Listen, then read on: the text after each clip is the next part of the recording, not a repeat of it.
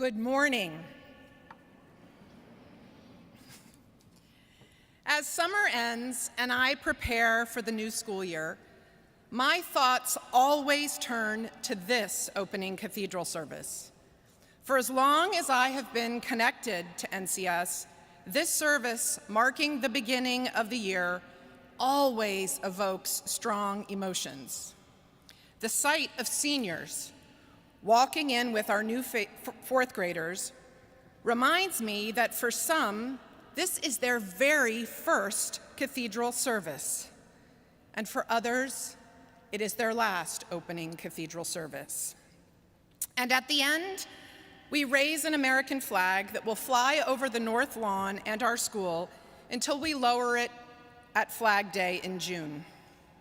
This ritual is embedded in our school's history and traditions. It tethers us to our past and to the promise of a new school year. We do this today as we embark upon the 125th academic year at NCS. This summer, many around the world celebrated another time-honored tradition, the Summer Olympics, which begin and end with ritual ceremonies and traditions. I was particularly struck this year at the power the Olympics held over public consciousness.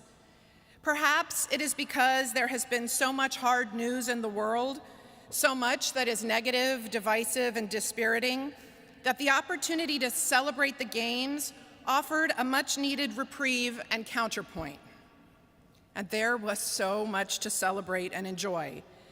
Athletes who accomplished remarkable achievements, camaraderie of teams from around the world on full display. And for the first time in history, as many women competed in the Olympics as men. Records were broken, medals earned, personal best achieved. The Olympics tapped into many deep emotions. Some of us even cried at the commercials. But what I took from watching those around me dive deep into this intense 2-week-long international competition was the power of rooting. What it means to root for a nation, root for a team, root for a person, and root for an ideal. Rooting is inherently positive, as it evokes strong feelings of affiliation, investment, admiration, and respect. One can root for someone or something without ever rooting against something else. Rooting is a behavior and an action, but it is also a mindset. I also believe that rooting has the power to shift possibilities and outcomes. When we root for something or someone, we invest time, energy, and emotion in that endeavor. During the Olympics, we rooted for people we did not know personally, whose level of athleticism was far from anything most of us could ever imagine achieving.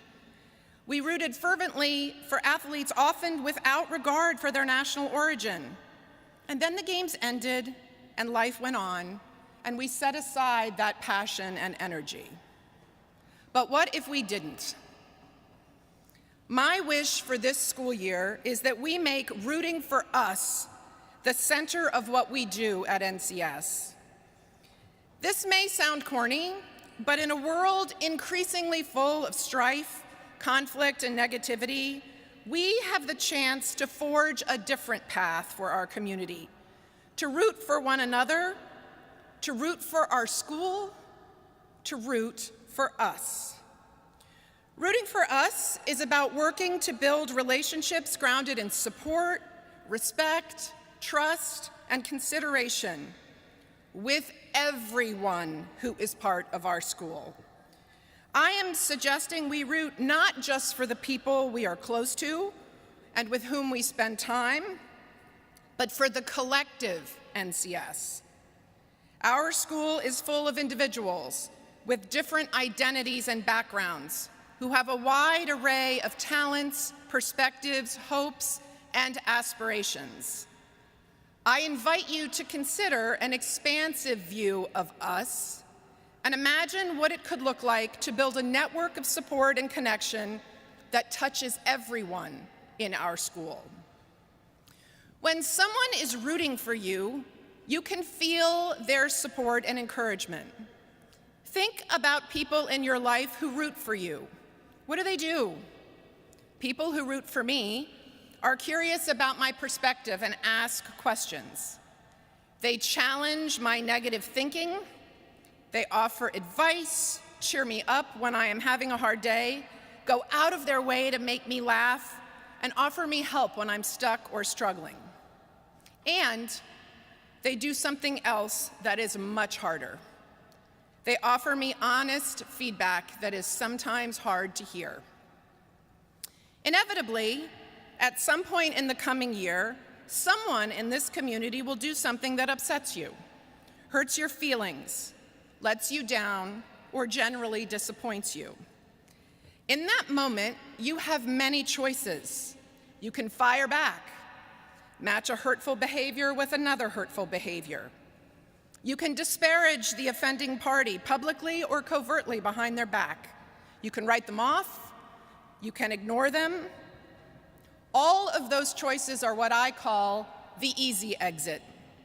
They are a way to deal with uncomfortable feelings without staying in the relationship with the other person. Rooting for us avoids the easy exit and suggests a different option. When a problem arises, stay in dialogue, work the issue. Saying hard or difficult things respectfully almost always makes a relationship stronger. Rooting for us means we come to each other first when things get hard. Staying in dialogue in times of conflict is the highest expression of care you can show another person. During the Olympic Games this summer in Paris, fans were rooting for the athletes to perform in competitions that were decades, if not a lifetime in the making.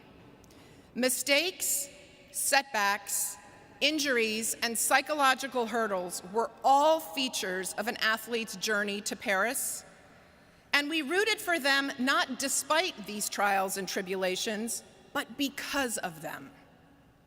Over the coming year, we will experience success and difficulty.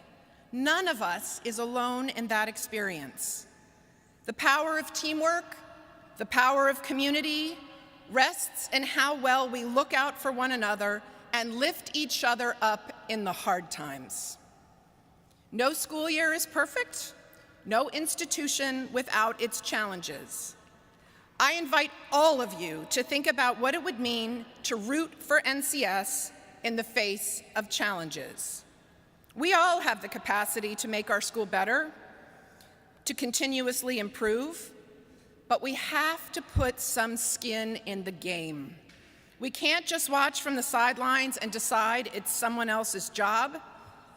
If there is something you would like to see evolve or improve at NCS, how might you help with that endeavor? And to be clear, it isn't just about offering criticism. Make sure you do the work to understand the contours of the problem or the issue you're trying to fix. Affecting change isn't just about asserting ideas. It also involves having the humility to be curious about what you don't know and a willingness to work with others who may have different ideas about how to make things better. Rooting for us means we work on challenges with openness and curiosity. There is one other important way to root for our school and each other. It is to notice and name the good in each other and in our school.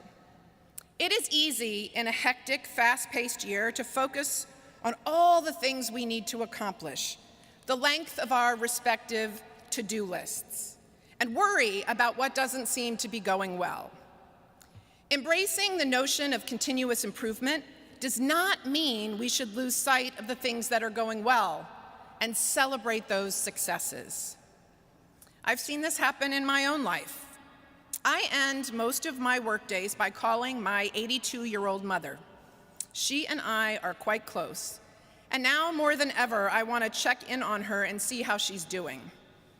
I've noticed, though, that sometimes I fall into the bad habit sharing with her the things that happened in my day that were hard and difficult. I think I mistakenly believe that in these venting sessions, I'm letting my mom support me and feel close to me.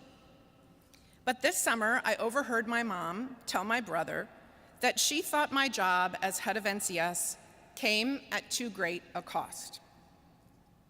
I felt a huge wave of guilt and protectiveness for this school I love.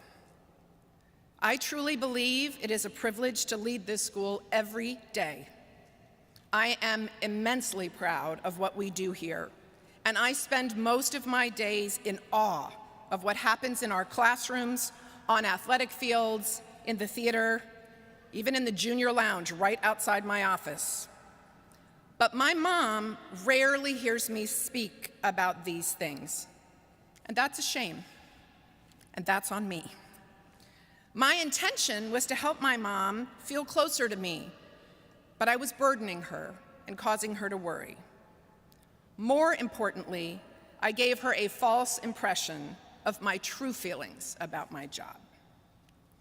Research has proven that when we name the good genuinely and authentically, it changes how we feel, and it profoundly impacts those around us.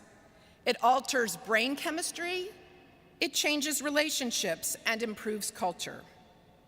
I try to spend time every week writing thank you notes. These short notes are meant to convey appreciation for the good things I see happening in our school. And every single time I do it, I feel better, more hopeful, more energetic. Naming the good allows us to experience the good. The reading this morning describes the interconnectedness of creation. It says, "For just as the body is one and has many members, and all the members of the body, though many, are one body, so it is with Christ. If one member suffers, all suffer with it. If one member is honored, all rejoice with it."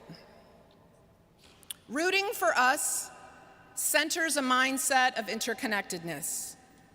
We avoid easy exit, and instead, we privilege honest dialogue. We stay connected even when it's hard or uncomfortable. We put skin in the game of improving our school, and while we invest time and effort to make our community stronger, we authentically name the good. We rejoice together with it. Our mission at NCS is so direct. We believe in the power of women. When we root for us, we use our power to connect to the power of those around us. Rooting is about believing in the power of possibility. When we root, we believe in the human capacity to do good things. There are exactly 165 school days between now and Flag Day. We have a lot of power to determine what those days can bring. We have the power to root for us all year. In doing so, we can build up our community, and we can make it a place we want to be every single day. Thank you.